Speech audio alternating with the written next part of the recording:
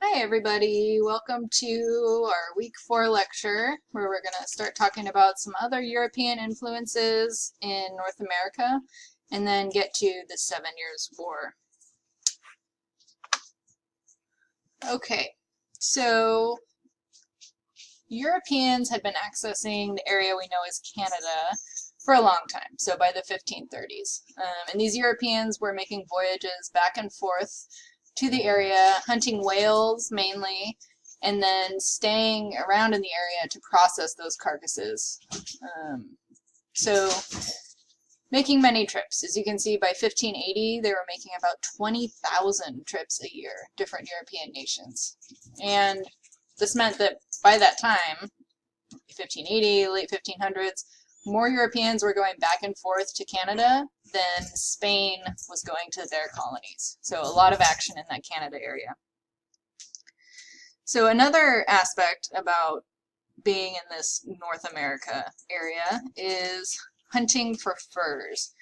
And so France was really the leader in acquiring beaver fur, and this was in the St. Lawrence River area. And in a couple slides, I'll show you a map of that area. There was a lot of demand for these beaver furs, and part of that is that beaver hats were really popular in Europe, and so there was a very high demand for them. At first, this was really good for indigenous groups because, they were able to sell their beaver furs to the French as well, and beavers were really easy to hunt. So they hide, but they're slow, they're easy to find and take care of. And so this beginning with this fur access in the St. Lawrence River area is why France started colonizing.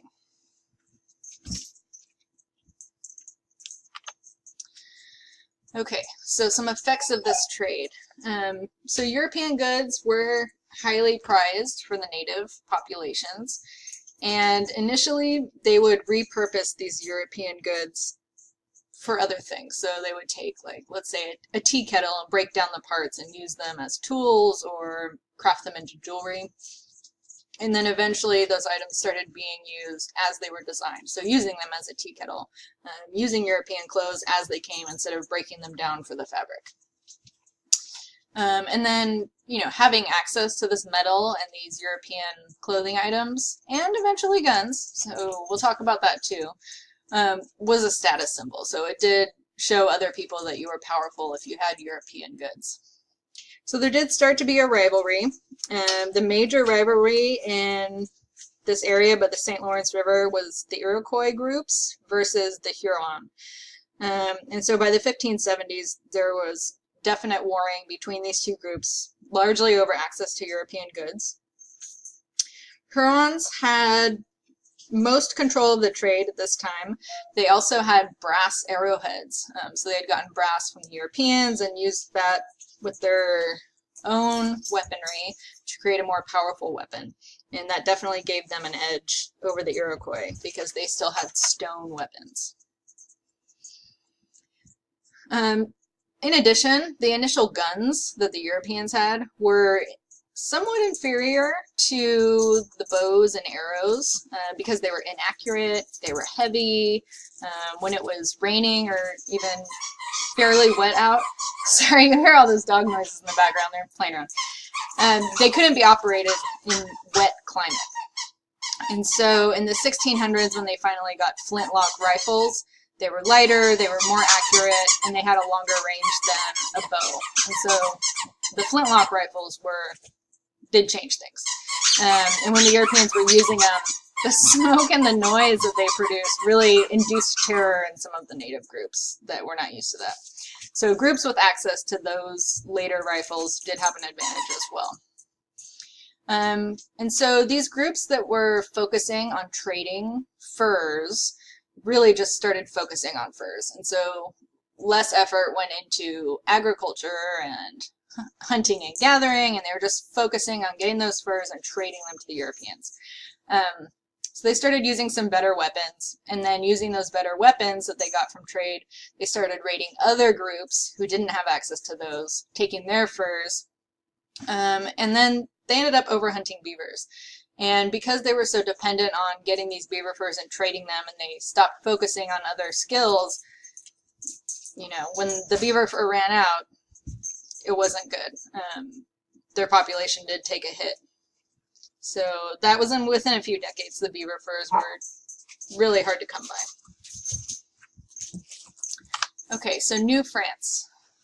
And so let's look at this map first. This is that St. Lawrence River area that I was talking about. We'll get a better look at that in a moment. And here we have, you know, Cape Cod. We've got different areas of Canada. This part on the coast is known as Acadia. And then this part up here near the St. Lawrence River, this part was known as Canada.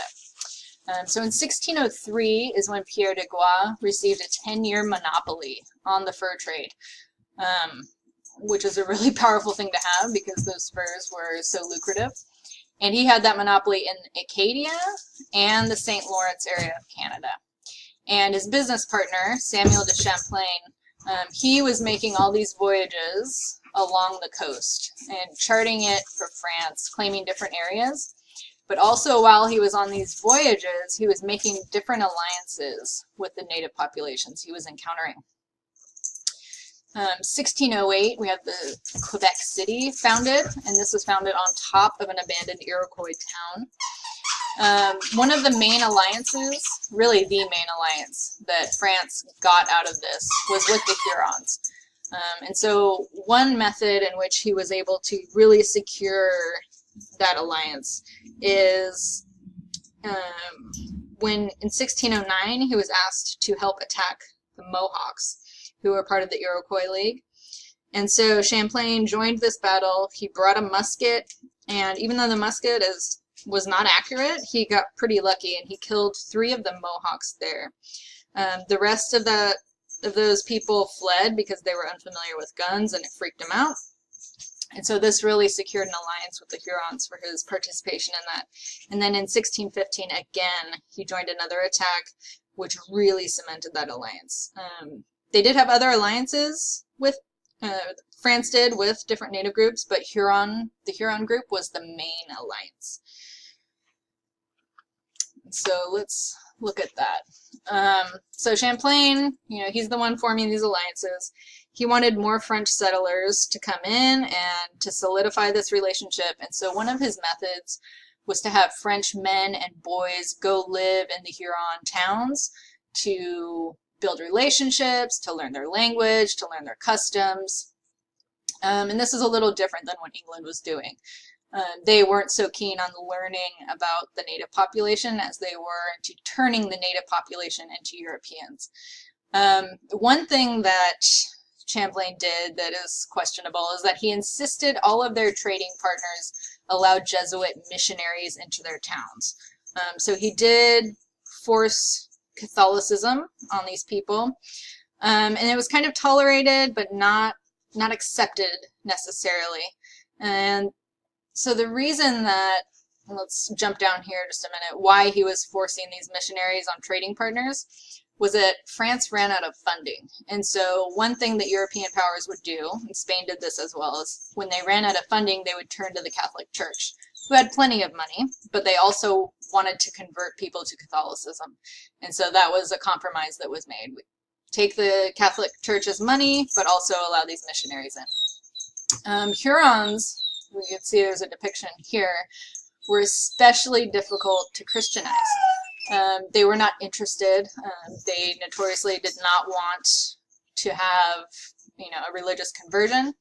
But part of the problem there, and this is what turned things for the Hurons, was that France would not trade firearms to groups that did not convert. So they would only trade guns to groups who would become Catholic. And that definitely poses a problem for the Hurons. All right, so let's talk about New York for a minute, where we've got the Dutch. So this is New York. The colony was known as New Netherland.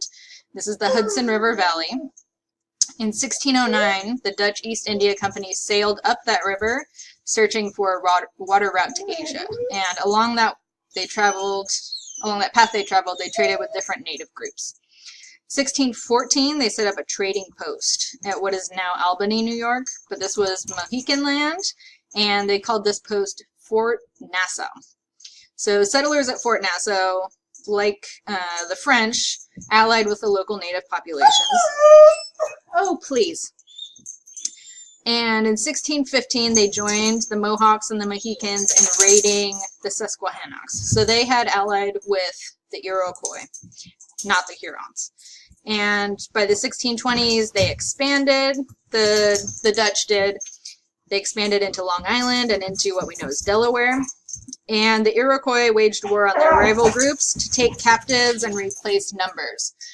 This is something that is pretty important. So that's this bullet point here.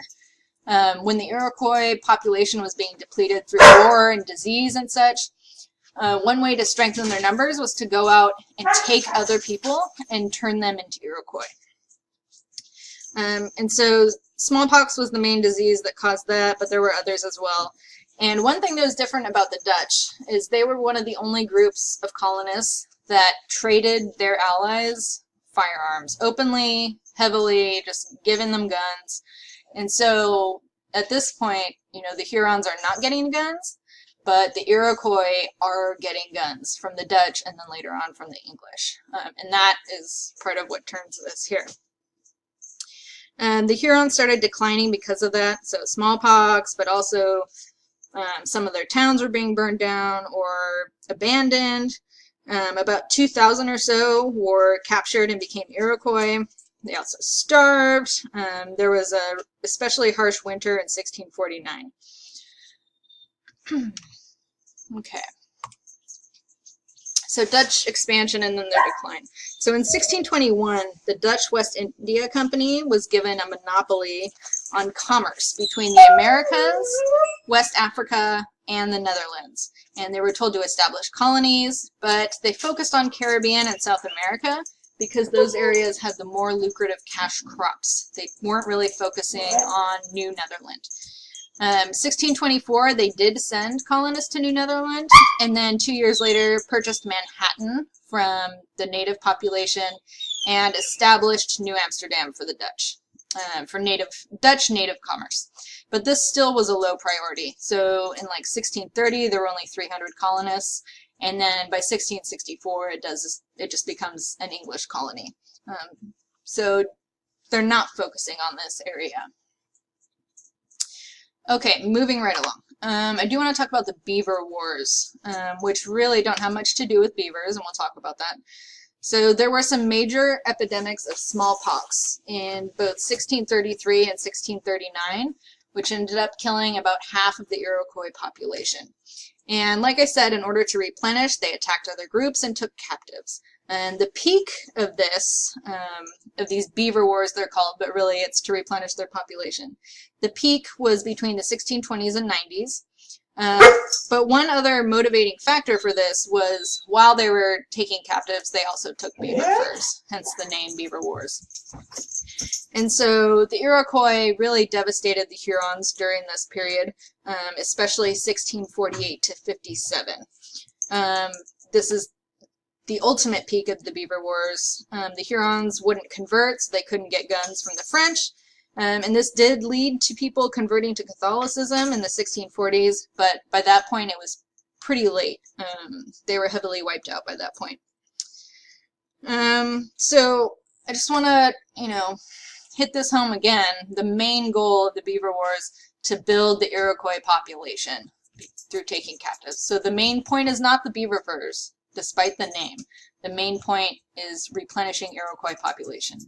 And so this did work for quite a while, but then disease and warring with other groups and warring with colonists did take a great toll in the end. Okay, so we're going to pause here because, as you know, I can only go 15 minutes, and I'll catch you on the next one.